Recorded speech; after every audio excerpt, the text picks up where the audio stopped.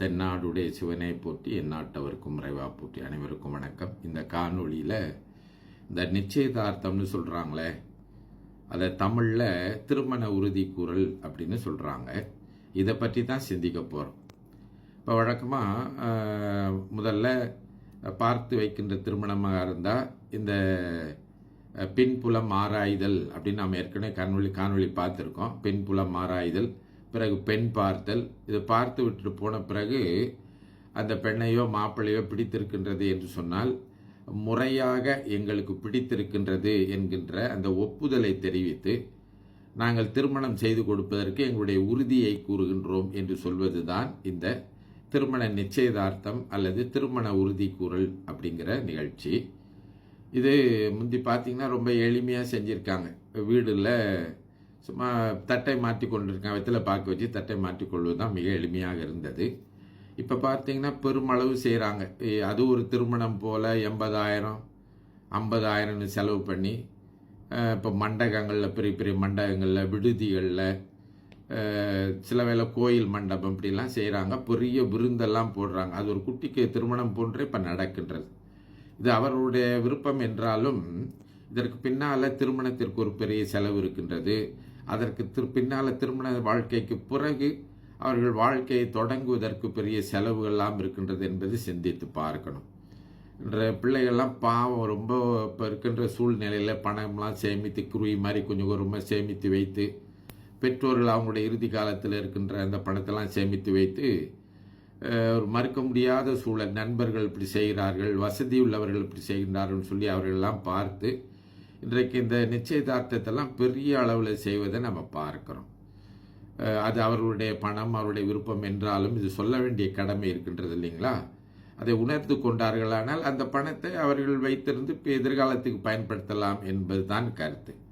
அந்த அடிப்படையில் இந்த நிச்சயதார்த்தத்திற்கு பெண் வீட்டில் தான் அந்த நிச்சயதார்த்தம் நடந்தது. அப்போ மாப்பிள்ளை வீட்டார் மங்கள பொருட்களை எடுத்துக்கொண்டு முறையான உடைகள்லாம் அணிந்து போகணும். அதெல்லாம் இப்போ நல்லா செய்கிறாங்க. இந்த சேலை, வேட்டி இதெல்லாம் கட்டி கொண்டு போகின்றார்கள். மங்கள சீர்பொருட்களை கொண்டு போகிற வெற்றிலை, பாக்கு, பழம், பூ, அப்புறம் அந்த பெண்ணு உடுக்குவதற்கு உடை, ஒரு சேலை இப்படி எடுத்துக்கிட்டு போவாங்க. போனவுடனே என்னென்னா இப்போ முறையாக வரவேற்கிறத காணும். நீங்கள் பார்த்தீங்கன்னா நம்முடைய தமிழர் பண்பாடு முறையாக வரவேற்கணும் இல்லைங்களா? அது கோயிலாக இருந்தாலும் சரி, மண்டபமாக இருந்தாலும் சரி, பெண் வீடாக இருந்தாலும் சரி, முறையாக வாங்க அப்படின்னு சொல்லி வரவேற்கணும். இன்றைக்கு அது ரொம்ப அரிதாக இருக்குது. கைக்குப்பி வாங்க, வணக்கம், நலமாக இருக்கீங்களா அப்படின்னு சொல்லணும். சொல்லி காட்டினா தான் நம்முடைய சில வேளையில் இந்த குங்கும சந்தனம் பன்னீர்லாம் வைத்து கூட வரவேற்கின்ற முறையெல்லாம் கூட இருக்கின்றது. அப்படி குங்கும சந்தனம்லாம் வச்சு வரவேற்காவிட்டாலும் கூட வாங்க, வணக்கம் அப்படின்னு சொல்லி வரவேற்கணும் இல்லைங்களா? பல இடங்களில் நம்ம பார்க்குறோம். அவருடைய வேலையை பார்த்து கொண்டிருக்கின்றார்கள். அப்படி இல்லாமல் அந்த வழக்கத்தை நாம் பின்பற்ற வேண்டும், வரவேற்க வேண்டும். வரவேற்ற பிறகு அந்த பொருட்களை எல்லாம் கொண்டு போய் கூடத்தில் வைத்துட்டு, பிறகு ஒரு இறைவாழ்த்து சொல்லி இந்த பெண் வீட்டாரும் மாப்பிள்ளை வீட்டாரும் எதிரும் புதிருமாக அமருவார்கள். முன்பு காலத்தில் மாப்பிள்ளை நிச்சயதார்த்தத்துக்கு போகிறதில்ல அப்படின்னு ஒரு வழக்கம் இருந்தது. இப்போ மாப்பிள்ளையும் அழைச்சிக்கிட்டு போகிறாங்க. இப்போ மாற்றம் ஏற்பட்டிருக்கின்றது.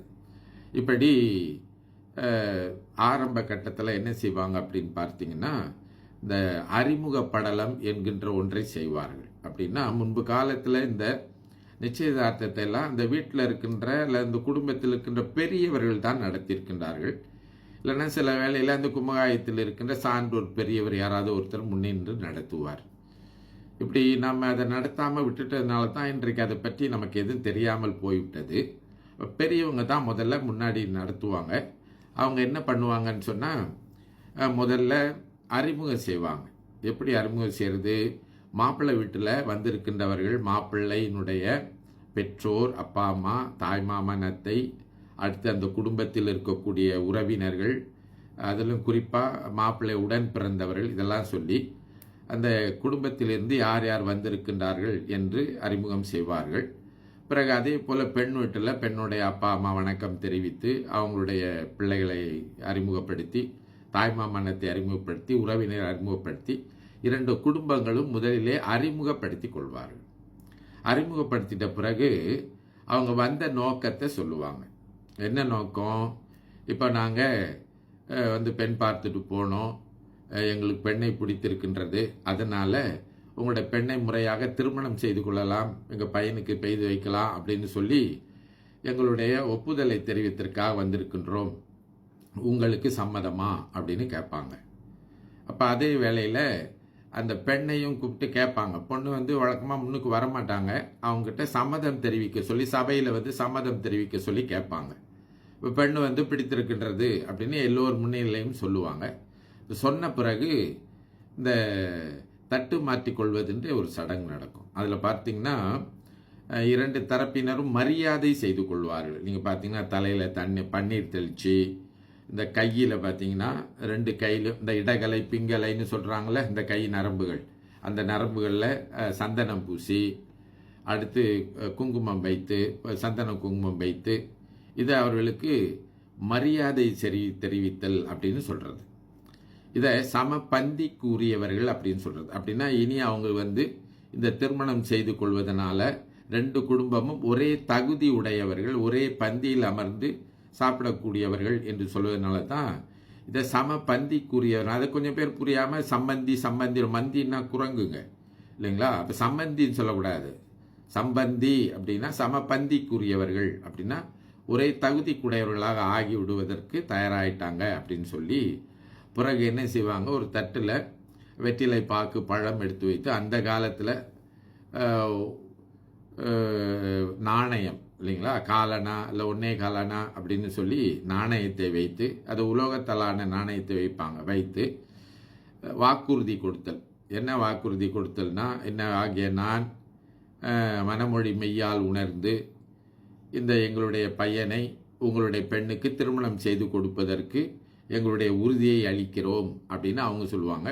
அதே போல் அவங்க சொல்லி இன்னார் ஆகிய நான் என்னுடைய பெண்ணை திருமணம் செய்து கொடுப்பதற்கு, உங்கள் பையனுக்கு திருமணம் செய்து கொடுப்பதற்கு உளமார்ந்த மனமொழி மெய்யால் உணர்ந்து எங்களுடைய ஒப்புதலை தெரிவிக்கின்றோம் என்று சொல்லி தட்டை 3 முறை மாற்றிக்கொள்வார்கள். பொண்ணு மாப்பிள்ளை உங்களுக்கு, பொண்ணு எங்களுக்கு, மாப்பிள்ளை உங்களுக்கு, பொண்ணு எங்களுக்குன்னு இப்படி 3 முறை மாற்றிக்கொள்வார்கள்.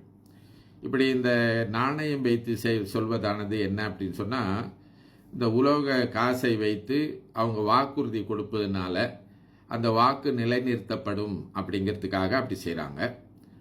அடுத்து வந்து இந்த சந்தனம்லாம் பூசறதை நீங்கள் பார்த்தீங்கன்னா மனமொழி மெய்யால் உணர்ந்து சொல்வதற்காக அப்படி இந்த இடகலை பிங்கலை ஓடுகின்ற நடம்புகளில் சந்தனமெல்லாம் பூசி அவங்க உண்மையாகவே உணர்ந்து சொன்னாங்க அப்படின்னு சொல்லி, அதற்கு மேலே அங்கிருந்த பெரியவர்கள் முன்னிலையாக இதை செய்தார்கள் அப்படிங்கிறதுக்காகத்தான் இதை சபையில் செய்கிறதுன்னு சொல்லுவாங்க. இப்படி செய்து முடித்து தட்டை மாற்றி கொண்ட பிறகு அந்த பெண்ணுக்கு கொண்டு வந்த சேலை எடுத்து பெண்ணிடத்தில் கொடுப்பார்கள். பெண் போய் சேலையை மாற்றி கொண்டு வருவார்கள். தாய்மாமன் தான் அழைச்சிட்டு வரணும். இப்படி பெண்ணை அழைச்சிட்டு ஏன் தாய்மாமனை அழைச்சிட்டு வர சொல்கிறாங்க அப்படின்னு பார்த்தீங்கன்னா, தாய்மாமனுடைய அனுமதியோடு தான் நம்முடைய தமிழர்கள் பண்பாட்டில் எல்லா சடங்குகளும் நடக்கும். அப்போ தாய்மாமனுக்கு எந்த தடையும் இல்லை, அவர் துணையாக இருக்கிறார் என்பதனால அவர் அழைச்சிட்டு வருவார். அழைச்சிட்டு வந்து பெண் பெரியவங்கிட்ட வாழ்த்து பெறுவாங்க. இப்படி வாழ்த்து பெறுகின்ற போது அவர் தனியாகத்தான் வாழ்த்து பெறுவது. அதன் பிறகு சில வீடுகளில் பார்த்தீங்கன்னா இப்போது இந்த மோதிரம் அணிவிக்கின்ற ஒரு சடங்காக இருக்கின்றது. அவர்கள் அந்த ஒப்புதலை உறுதியை அளித்ததற்கு அடையாளமாக மோதிரம் அணிவிக்கின்ற சடங்கு இருக்கின்றது. இந்த இடத்துல நாம் இன்னொன்று சிந்திக்க வேண்டும். என்ன அப்படின்னு பார்த்தீங்கன்னா, இப்போது அவங்க சிலர் வந்து பார்த்தீங்கன்னா இந்த நிச்சயதார்த்தத்துக்கு முன்னாடியே திருமண பதிவுலாம் பண்ணியிருப்பாங்க. இப்போ அவங்க சட்டப்படி கணவன் மனைவி ஆயிட்டாங்க. இப்படி சட்டப்படி கணவன் மனைவி ஆகாமல் வெறும் வாக்கு மட்டும் கொடுக்கின்ற சூழலில் அவங்கள கணவன் மனைவி மாதிரி நடத்தக்கூடாது. பக்கத்தில் உட்கார்ந்து படம் பிடிச்சிக்கிறது, அணிச்சல் ஊட்டுறது, இன்னும் மற்ற திருமணம் ஆயிட்ட கணவன் மனைவி போல் அவங்கள நடத்தக்கூடாது. ஏன்னா அதுக்கு பிறகு ஏதாவது ஒன்று நடந்தால் திருமணம் நடக்காத சூழலில் என்ன ஆகும் எதிர்காலத்தை நினச்சி பாருங்கள். அதனால் வாழ்த்துகின்ற போது நாம் ரொம்ப நெருக்கமாக இல்லாமல் சுமாராக அவர்களை தனித்தனியாக வாழ்த்தலாம். படம் எடுத்துக்கொள்கிறதுனா கூட அவ்வளவு நெருக்கமாக இல்லாத சூழலில் எடுத்துக்கொள்ளலாம் என்பதை பார்த்து கொள்ள வேண்டும். ஏனென்றால் திருமணம் முடிந்த பிறகுதான் நாம் பெண்ணை முறையாக தொடுவது என்கின்ற அந்த பண்பாட்டை கட்டி காக்க வேண்டும். அதையெல்லாம் நம்ம கொஞ்சம் பார்த்துட்டு, இந்த படம் பிடிக்கிறவங்க அப்படிலாம் சொல்லுவாங்க, அதெல்லாம் தவிர்த்து நிச்சயதார்த்தத்தோடு முடித்து கொள்ள வேண்டும். பிறகு விருந்தோம்பல் கலந்து கொண்டு அதை நிறைவு செய்ய வேண்டும்.